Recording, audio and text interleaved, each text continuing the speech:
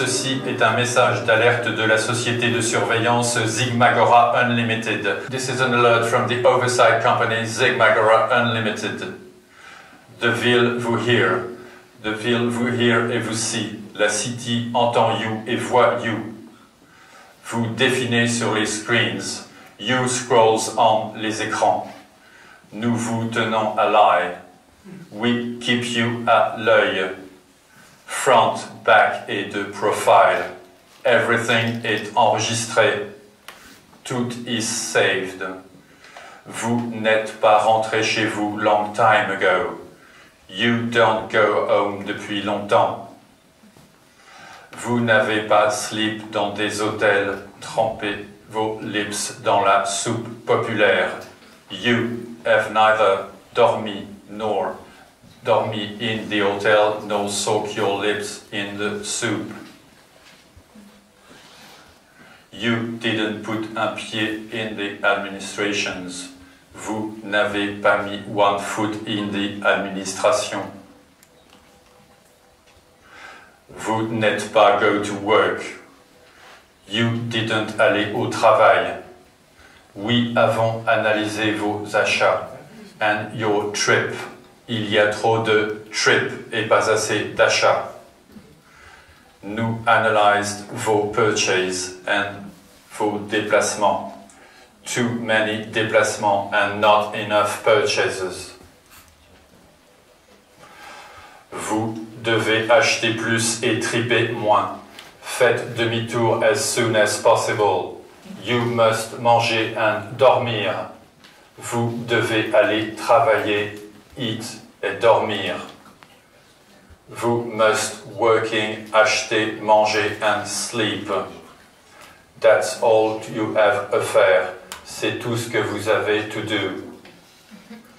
De vos vies, il en va. De votre dignité, il en va. So does de votre life et de votre dignity. Ceci n'est pas un exercice. This is not an exercise. Minutes don't attend. Les minutes ne wait pas.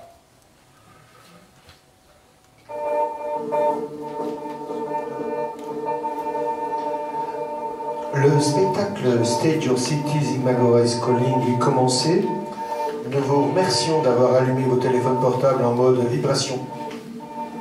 Seules les pensées qui nous viennent en marchant ont de la valeur, nous a dit le philosophe. C'est donc à ce mouvement que nous invite Zigmagora. Un voyage dans la cité sur les traces de notre humanité. C'est le projet dans le futur où un algorithme, enfin un ordinateur surpuissant, en fait, a résolu tous les problèmes sociétaux, problèmes concernant la gestion de l'eau, le travail, l'emploi, concernant la sécurité dans les cités, concernant tous les facteurs déterminants dans une ville. Et donc progressivement, on a confié à Zigmagora la gestion de la ville. Et c'est cet ordinateur central qui fait office de Lord Mayor. Donc puisque progressivement le débat politique s'est éteint, puisqu'il n'y avait pas de raison de polémiquer, puisque tout était traité avec une efficience totale. C'est derrière cette totale efficience que se cache un paradoxe singulier qui est celui en fait de notre humanité, puisque tout le concept donc de Stage Your City repose autour de l'utilisation de smartphones de type Android. Donc les spectateurs doivent bien entendu télécharger une application leur permettant à la fois de suivre un parcours dans la cité, puisque je voulais associer à cette technologie un effort physique réel, c'est-à-dire ce que j'appelle le walking emotional theatre, c'est-à-dire une marche émotionnelle dans la cité, où on écoute 4 textes écrits par 4 auteurs différents, permettant d'appréhender à la fois la situation dramaturgique et de se préparer à entendre le témoignage qui nous est donné dans une des 4 stations de Stage Your City, où là, des envoyés du futur sont en capacité de nous communiquer, des sortes d'experts, de nous communiquer un témoignage sur leur désir leur implication dans la cité, donc dans une 60aine d'années. Voilà, c'est un truc à la fois concret et d'anticipation. Donc on marche en ville avec nos smartphones qui nous permettent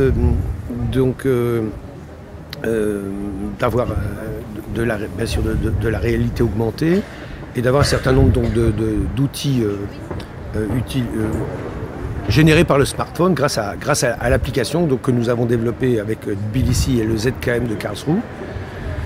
Ce qui va nous emmener donc à développer ce projet sur plusieurs années. On va donc bien sûr le présenter en Allemagne et en Géorgie, mais aussi dès le mois de juin, on sera à Oslo. Et puis nous devrions avoir une possibilité sur Barcelone à la rentrée prochaine.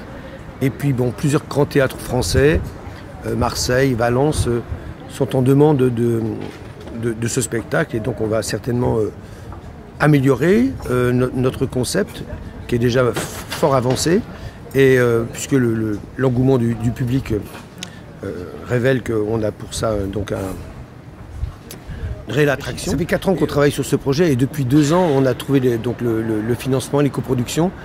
C'est un projet qui est éligible à Creative Europe, et donc avec ETC, le European Theatre Convention, qui unifie 50 théâtres d'Europe, donc des théâtres allemands, croates, espagnols, anglais, italiens.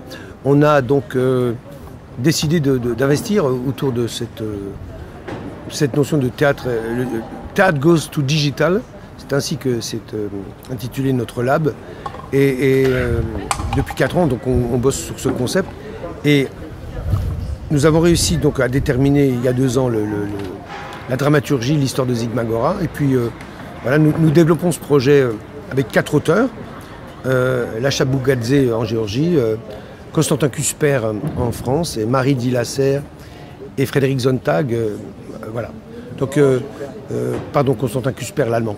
Et donc, Bruno Cohen a écrit également, qui travaille avec moi sur la dramaturgie, a écrit une partie des textes. Je me suis chargé des autres textes tournant autour de l'organisation globale du fonctionnement des spectateurs. Donc voilà, on a écrit à 6 mains. 6 auteurs ont contribué à ce texte, et je pense que ce travail en collectif, pour moi, est très important. Le collectif d'auteurs, c'est très important, surtout que Constantin, par exemple, qui est très très jeune et qui a une grande appétence pour tout ce qui est nouvelles technologies, a apporté ainsi que Marie Dillasser, qui est une jeune auteure qui a à peine 25 ans. Donc on a un point de vue extrêmement singulier, extrêmement pointu sur le fonctionnement, et donc ça nous a apporté beaucoup de jouvence et beaucoup de précision sur la finalisation du concept dramaturgique. Ensuite, pardon ? Pour vous, en tant que metteur en scène, justement, est-ce que ces contraintes vous ont obligé à aller dans des endroits que vous n'imaginiez pas immédiatement, et dans l'imaginaire et dans la relation avec le texte, avec les comédiens ? Oui, totalement, puisque là il faut totalement réinventer, par exemple, quand un acteur doit dialoguer avec d'autres. En fait, pendant les répétitions, l'acteur, c'est assez kafkaïen. Il est dans une position extrêmement fragile, puisque il discute avec un ordinateur, quoi. Voilà. En même temps, c'est une chose qui m'intéresse énormément. Avec Julien Prévieux, la saison prochaine, on va développer un spectacle autour d'ordinateurs conventionnels, d'ordinateurs de conversation. Donc, ça s'appelle aussi en bon français le chatbot. Voilà, et un spectacle tout autour du chatbot, et donc mêlant des acteurs analogiques, concrets, avec du numérique. C'est un concept que j'ai vraiment à cœur de produire et de développer. Et bon, moi, en ce qui me concerne, j'ai souvent utilisé des moyens numériques comme la vidéo ou d'autres éléments, mais c'est la première fois que je suis totalement immergé dans un spectacle complètement numérique, et ça me donne vraiment envie de continuer sur ce chemin et de continuer à avancer, y compris peut-être dans le traitement de grands textes classiques, puisque je pense qu'on pourrait aussi conjuguer une certitude absolue, par exemple pour les publics. Si je vous parle de Songe d'une nuit d'été de Shakespeare, donc il n'y a aucun doute sur la qualité du texte. Maintenant, si je vous dis qu'on va le faire totalement de façon numérique, ça doit permettre aussi un croisement intergénérationnel.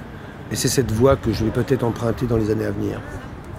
Vous avez programmé ici au Festival Ring une pièce de Joris Mathieu, Artefact, oui, qui est pile dans justement ce travail avec les chatbots, avec les robots, puisqu'il est déjà en train de construire ce chatbot, une pièce virtuelle en puisant dans le répertoire de Songe d'une nuit d'été de Shakespeare, en passant par d'autres.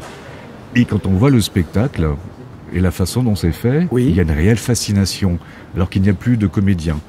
Le texte a été recomposé par un ordinateur. Et la façon de le mettre en scène, brusquement, fait qu'on est fasciné, comme on peut l'être aujourd'hui devant des nouvelles technologies, oui, en oubliant aussi le danger que ça peut représenter. Je pense à Stigler et sa conception depuis très très longtemps, où il dit que le numérique est un pharmacone. Donc c'est aussi bien un remède qu'un poison. Tout dépend de ce qu'on en fait. Oui, tout à fait. C'est là-dessus que Stage Your City centralement travaille avec l'histoire de Zigmagora, sur ce que vous évoquez justement autour du pharmacone que représente le numérique et de sa dangerosité. À partir du moment où, comme je l'expliquais tout à l'heure, on a laissé un ordinateur contrôler la société, et sauf que les facteurs humains liés, par exemple, à nos dilemmes, à nos paradoxes, sont totalement incompréhensibles à un ordinateur, et que justement le dilemme humain est au cœur même de notre humanité. C'est-à-dire nous sommes constamment amenés à prendre des décisions contradictoires par rapport à notre intérêt matériel, qui sont liés à la fois à la morale et qui sont aussi liés à la fois à nos croyances. Donc il y a des choses que nous faisons, des choses rituelles qui sont du domaine de l'accomplissement humain et qui, je pense, sont totalement étrangères au numérique. Donc c'est cette chose-là, en fait, c'est ce frottement-là qui est difficile. Et on voit bien pourquoi il y a des gens qui restent totalement réfractaires et opposés au numérique. C'est donc bien une espèce de contrôle, par exemple, de vérification et de ne pas laisser, en fait, les algorithmes nous dominer. J'en parle.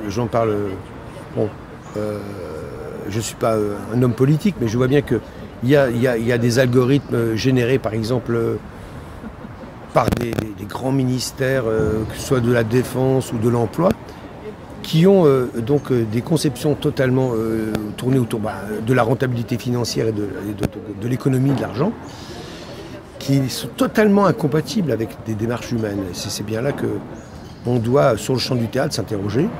C'est ce que je fais avec Stage Your City, où la recherche d'humanité que nous demandons aux spectateurs de faire dans la ville, c'est-à-dire les traces d'humanité qui sont chargées de collecter, la participation effective et affective qu'on leur demande. On demande un engagement émotionnel qui est plus lié à leur humanité qu'à leur capacité, qu'à leur analyse data. C'est à cet endroit-là que finalement, je pense que les ordinateurs ne doivent pas empêcher les gens d'être des humains. Et notre humanité, elle dépasse totalement cette technologie. Et puis quand on revient vers le théâtre, après avoir traversé la ville, les histoires que vous nous proposez, il y a à un moment donné de mémoire une phrase qui dit qu'on traverse une ville comme un théâtre, qu'une ville est comme un théâtre que l'on traverse. Tout à fait. Une ville est comme un théâtre, c'est pour ça que j'ai été amené à emmener le public dans des lieux à la fois moyenâgeux, du XVIIIe siècle, de l'école de Nancy Art Nouveau, sécession, Jugendstil, et puis dans la modernité technologique, puisque la présidente de l'université nous a gentiment prêté un espace magnifique et très high-tech. Donc on est dans une histoire de la ville, à la fois une histoire qui raconte celle des hommes qui l'ont construit, mais aussi ceux qui l'habitent aujourd'hui et de ceux qui l'habiteront demain. Et c'est dans cet esprit-là que je crois qu'on va pouvoir, autour de Stage Your City, continuer à affiner, à avancer. Je suis au milieu du chemin, voilà. Je suis très heureux que le public réponde favorablement à cette première version de Stage Your City. Je pense que celle qu'on présentera fin juin à Karlsruhe profitera du travail de début juin à Oslo. Et puis nous serons ensuite à Tbilissi en septembre. Puis donc on va travailler sur ce projet jusqu'à Noël. Et je crois que dès 2019, le spectacle sera totalement abouti après ces phases de recherche successives. On pourra le reprendre de nouveau et en présenter une version largement ouverte à tout le Grand Est et je l'espère dans de nombreuses villes de notre magnifique région. En tous les cas, merci à vous et aux artistes que vous invitez et qui travaillent justement sur ce frottement entre les arts et le numérique, parce que pour reprendre la citation de Hölderlin, je pense que c'est une invitation à continuer à habiter le monde poétiquement. Et le monde, il est aussi aujourd'hui sur Internet, et il n'y a aucune raison de laisser Internet uniquement aux brigands, aux marchands et aux GAFA. Et donc, c'est vrai, et il y a cette volonté ici dans le sillon lorrain, hein, de ces grandes villes lorraines unifiées, d'avancer de façon coordonnée. On voit, il y aura dans quelques jours l'inauguration de la nouvelle bibliothèque numérique de région ici à Nancy. Et on voit une volonté collective d'avancer de façon contrôlée et sereine vers le futur. Et j'espère qu'on pourra s'associer avec nos collègues allemands qui partagent les mêmes soucis à la fois politiques et sociétaux. Et qu'on a trouvé là une communauté de gens intéressés par un développement de nouvelles histoires, comme je racontais tout à l'heure autour de la science-fiction, mais de nouvelles histoires, parlant de maintenant, pour maintenant, et disant que le futur, c'est déjà maintenant. Et donc j'espère que quelque part le théâtre numérique, en tout cas c'était une des formules qu'on avait utilisées, j'espère que le théâtre numérique va contribuer à améliorer et à sauver notre futur.